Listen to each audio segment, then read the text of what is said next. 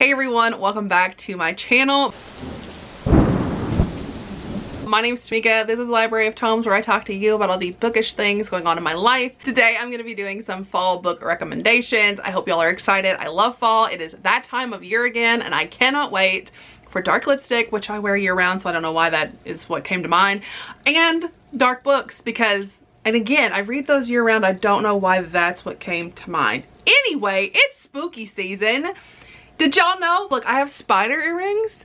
They're freaking spiders. Oh, I don't have the bats in, so I can't go, it's freaking bats, but it's freaking spiders. Do y'all like them? Oh my God, I'm so excited for Halloween. First of all, I want to talk about a trilogy. So like this one, I just think is such a fun one. And it like, I just think it's a perfect thing to like just read in the fall. Cause you can just like start and never stop because there's 3 of them and they suck you right in, right? Like you'll just be reading them one after another and you won't quit. So this is the Here and Now Trilogy by Lexi Ryan. The first book is called Lost in Me. This one is essentially following our heroine, who is a plus size girl, and she has always had a crush on this guy, and she figures out that she is in a relationship with him because she loses her memories. So something happens at the beginning of the story and she's lost all her memories. She has no idea what's going on and she has no idea who anyone is, right? And she has to figure out what is going on with her life because she's apparently in a love triangle and she had no idea. We have no idea who she's gonna be with. We have no idea who she was going to be with, what she was doing, what her choices were, what was actually going on. And we are literally figuring everything out. It is like the most unputdownable lifetime soap opera kind of situation because there are so many dramatic things happening over and over and over, and it's like every single book has a new twist. There is some other woman drama in here in like one situation, and like there's a lot of cheating because she's in a love triangle, but like this book is so good. Like it is just so gripping and like so addictive, and I seriously could not believe it was as addicting as it was. All right, so second up, we have another Brianna Hill. Are we shocked? No one should be shocked. This is my brand at this point. Hello, my name's Tamika. I am a Brianna Hill fangirl. But I want to talk about Vow of Obedience by Brianna Hill. This is a mafia romance. Listen, this one, I love this one. I love this mafia romance because this one literally is just about this guy. He's like, I'm gonna get revenge on this dude because he took my brother, and he takes his daughter, and then he fucks her. That's literally the whole thing. That is the entire premise of this book, right? And he's just like, I'm gonna take his daughter. That's my revenge. And like, that's it. And then they are like, okay, well, we'll work together. You can kill my dad. And she's mute. So she refuses to speak because of something that's happened to her. And they have a daddy dom little girl dynamic, and he is very rough on her. Like he spanks her really hard and he likes to make her cry. She likes when he makes her cry. So there's a lot of like crying in here. So a lot of impact play and like crying and just like really aggressive dom behavior. Like he is a sadist. And so if you are any bit skittish with like masochism or sadism, I wouldn't go this route.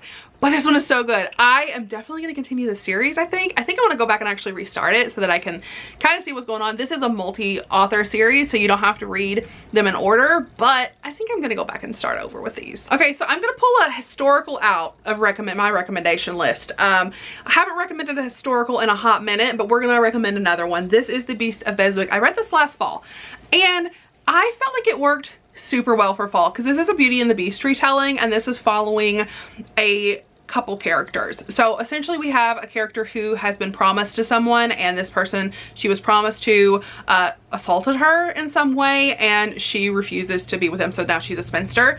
And now that person is coming and trying to take her sister, so she ends up trying to make a deal with a different duke. So she makes a deal with Lord Nathaniel, and he is a duke. He is a tattered hero, like he has like scarred, so he's a scarred hero, and he has like more power over that guy. So if she ends up marrying him, then her sister won't have to marry this other guy. So the duke tells her no, and he's like, nah fam, we're not doing that. I'm not marrying you, get over it. And then he sees them in trouble, and he ends up being like coming to her rescue and be like, okay, like I'll do it. And it's really cute. I really liked this one.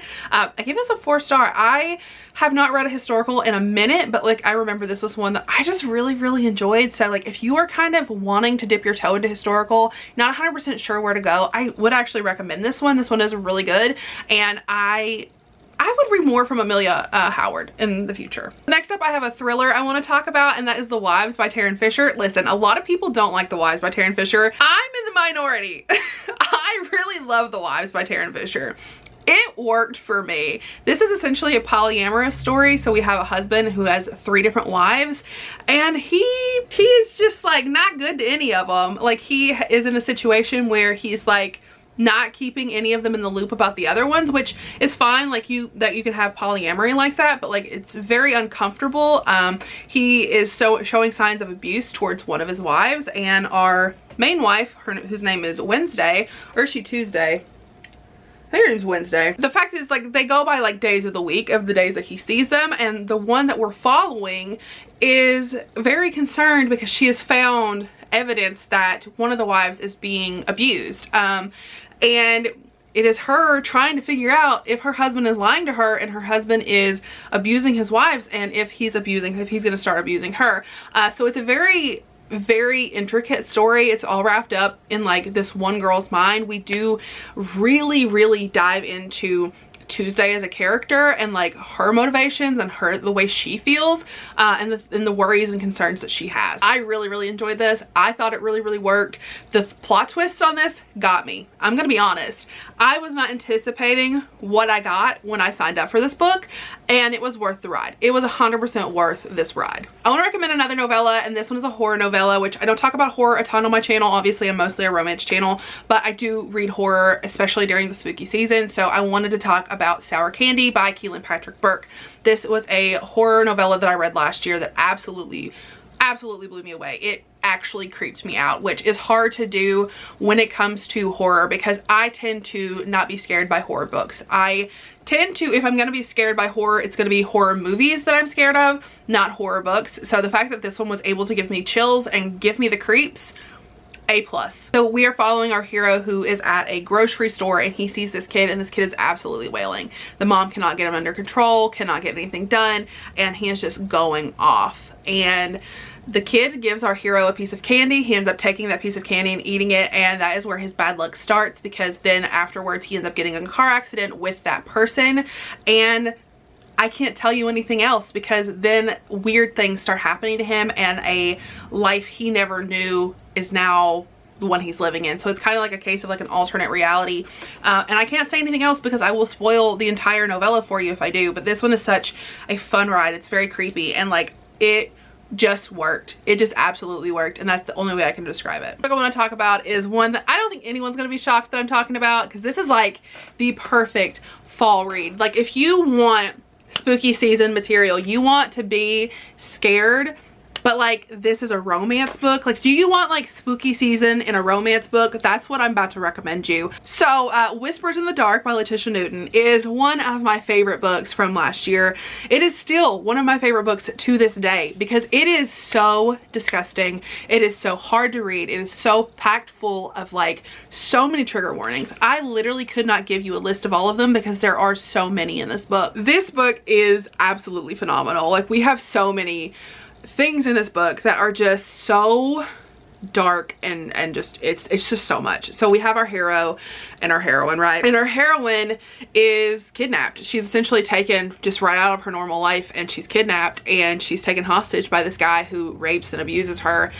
And his son, like him and his son live together, and they treat women like objects. They treat them like toys. They basically don't think women are real people, and that they are just objects for their own use. Our heroine is supposed to be for our hero Jacob, but he shows too much emotion, so the father takes him away.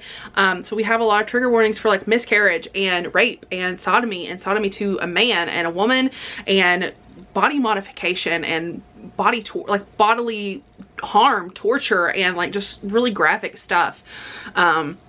This one is just a really hard read. If you don't think you can handle those things, I don't recommend you read it. But if you are a horror fan in any capacity, this is the kind of person I would recommend this to. If you are a horror fan in any capacity, I recommend you read this book, because you are not going to see the romance in it as a distraction. Like, there's just enough of each genre so it doesn't feel like it's exactly that one genre. Like, it feels like such a good mix-up and mashup of those two genres, and it just works. It is so dark and so twisted. If you at all enjoy the romance or the horror genre and you want to experience something absolutely different, this is what I recommend you read. I have been on this search for another book like this and I cannot find one. I love this book. So please read it if you haven't. So those are all the fall book recommendations that I have for you. Please leave me a leaf emoji down in the comments because we're in the fall time and I want some fall leaves. Or just like whatever is like fall to you, leave that kind of emoji down in the comments. And if you have any recommendations for me that you think would match the books that I've described, aka dark romance, please give me the dark romance recommendations. Leave them down below and I will chat with y'all in my next video. Bye everyone.